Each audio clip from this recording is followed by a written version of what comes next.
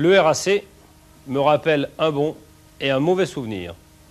Le bon, c'est notre 3e place au scratch avec Jean Todt pour notre première participation et aussi la première victoire d'un débutant de 24 ans, Henri Toivonen, sur nos Talbot Lotus.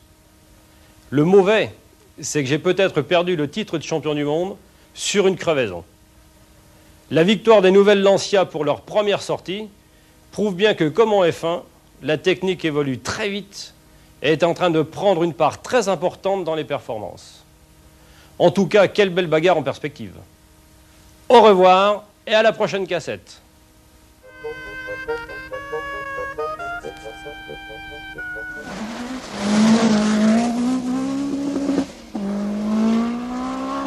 Nom Lancia, prénom Delta S4, nationalité italienne, signe particulier arlésienne, mais enfin là.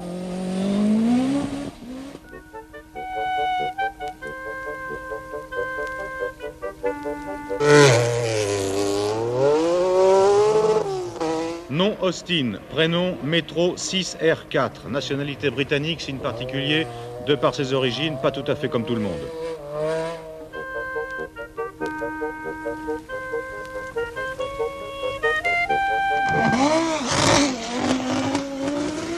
Nom Audi, prénom Sport Quattro S1, nationalité allemande, signe particulier, a remporté façon Panzer Division la campagne d'Italie 2 mois auparavant.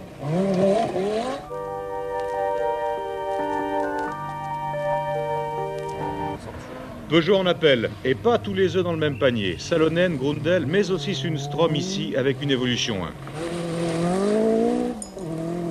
Et en second rôle, Mazda avec Carlson, Opel avec Brooks, Macrae et Weber,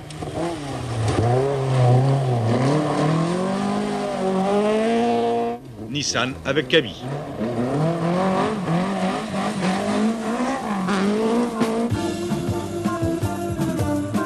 Premier leader, Marco Allen, pourquoi pas? La voici la nouvelle carte abattue par Lancia. 6 mois qu'on l'attend, une implantation mécanique à la 205 Turbo 16, 430 chevaux, transmission intégrale, une de plus dans la famille. Jamais leader, mais longtemps second. Tony Pond, pourquoi pas? Il faut bien que les Anglais se singularisent, alors comme 4 roues motrices et 400 chevaux c'est classique, pas de turbo, mais un V6 atmosphérique de 2,5 litres et moins de 900 kg.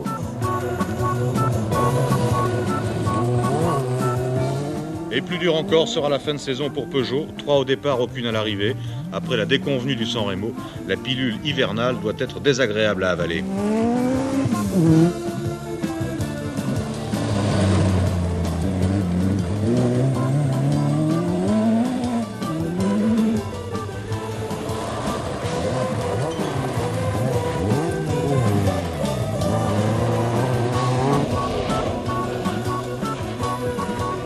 Il peut l'avoir retrouvé, son sourire, Marco Allen.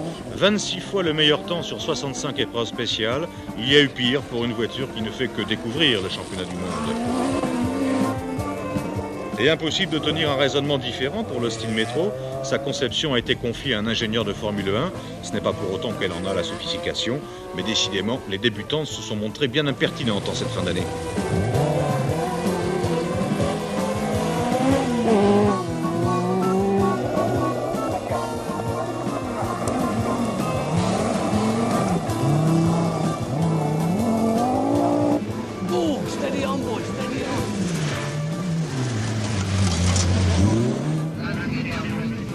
Au rallye de Grande-Bretagne 1980, le monde du rallye se découvrait un nouveau petit prodige. Henri Toivonen avait alors 24 ans. Sa victoire avec une Talbot Lotus prédisait des lendemains qui ont un peu tardé à se concrétiser. La réputation se défaisant aussi vite qu'elles se font, il a mis longtemps à se débarrasser d'une étiquette qui le classait parmi les casseurs de voitures. Lancia lui a fort heureusement accordé une confiance qui ne s'est jamais démentie, même pas aux plus mauvaises heures, le placement était bon. Pour leur première apparition à ce niveau, les Delta S4 ne sont pas très éloignés, non pas de la victoire, Peugeot s'y était repris à 2 fois, mais du doublé. Qu'est-ce qui va le mieux sur la voiture? Peut-être le pilote. Non, il m'est difficile de dire qui est le meilleur. Il y a Rover, il y a Audi. Je pense que toutes seront compétitives en 86. Pour nous, c'est difficile à dire encore. Tout ira bien, j'espère.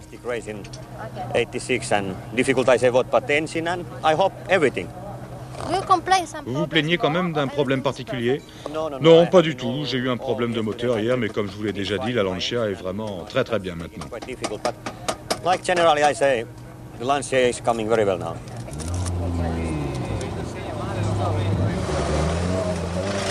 What's the problem? Quel est le problème? Si je le savais, il n'y aurait pas de problème. Non, le problème c'est que le moteur s'est arrêté. Peut-être que l'essence n'arrive pas, ou bien alors qu'il en arrive trop au contraire. Nous avons commencé les 2 premières spéciales aujourd'hui avec 50 litres d'essence à peu près, et 4 km avant la fin de la seconde, et bien ça n'allait plus.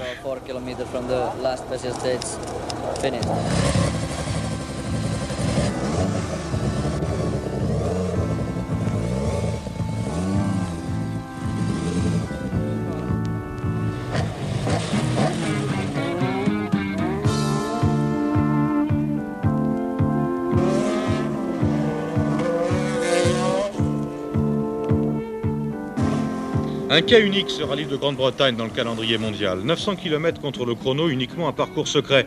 Il faut dire qu'aussi bien dans le nord de l'Angleterre qu'au Pays de Galles ou qu'en Écosse, la plupart des routes empruntent des propriétés privées, que les organisateurs paient pour cela des indemnités déjà lourdes, calculées en fonction du nombre de kilomètres, mais aussi du nombre de voitures, et que donc permettre des reconnaissances entraînerait des dépenses insupportables. Résultat, la surprise, mauvaise en général, peut survenir au détour d'une bosse abordée à près de 200 km/h sur un petit chemin forestier. Henri Toivonen en sait quelque chose, le Finlandais y est allé de son tonneau, mais là où Walter Röhrl, Carl Grundel et Mikael Sundström ont manqué de chance, il s'en est trouvé quelques-uns pour remettre la Lancia de Toivonen sur les roues.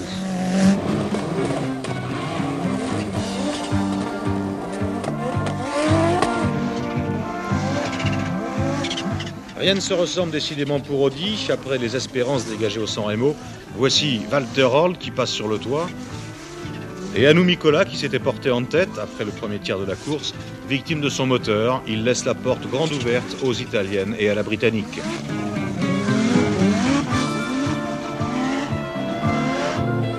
Tony Pond, pour sa part, a préféré ne pas tenter le diable en cherchant à combler les quelques secondes qui le séparaient des Lancia, d'autant plus que Malcolm Wilson avait abandonné, déjà bien de se retrouver là. Mais ce n'est pas pour autant que le rallye de Grande-Bretagne allait regagner Nottingham en père tranquille. Il s'était déjà expliqué en Italie. Allen et Toivonen vont nous remettre ça, mais cette fois pour la gagne. L'avantage du premier nommé allait fondre, les quelques minutes passées avec 2 roues dans le fossé. Marcou était allé à la faute, comme il le reconnaissait. C'est Kankkunen, qui n'avait plus rien à perdre ni à gagner, qui le sortira de sa position plutôt penchée. Mais c'est Toivonen qui l'emportera pour 56 secondes. Le doublé était là, et pour le constructeur, après tout, qu'importe l'ordre des 2 pilotes. Mikael Sundström restait dans cette épreuve le dernier espoir de Peugeot. Inutile de préciser pourquoi cet espoir a été vain. S'il n'était pas sorti, le jeune Suédois se serait approprié la 4e place. Elle reviendra à Eklund sur la seule Audi à l'arrivée. Carl Grundel auparavant avait lui aussi quitté la route de façon trop brutale. Et quasiment dans le même temps, Timo Salonen cassait un moteur alors qu'il était en mesure de grimper tout en haut de la hiérarchie. Le championnat du monde des rallyes se termine sur cette image. Reste à savoir si nous avons assisté à la fin de la saison 85 ou déjà au début de la saison prochaine. La réponse, on commencera à la chercher au Monte-Carlo.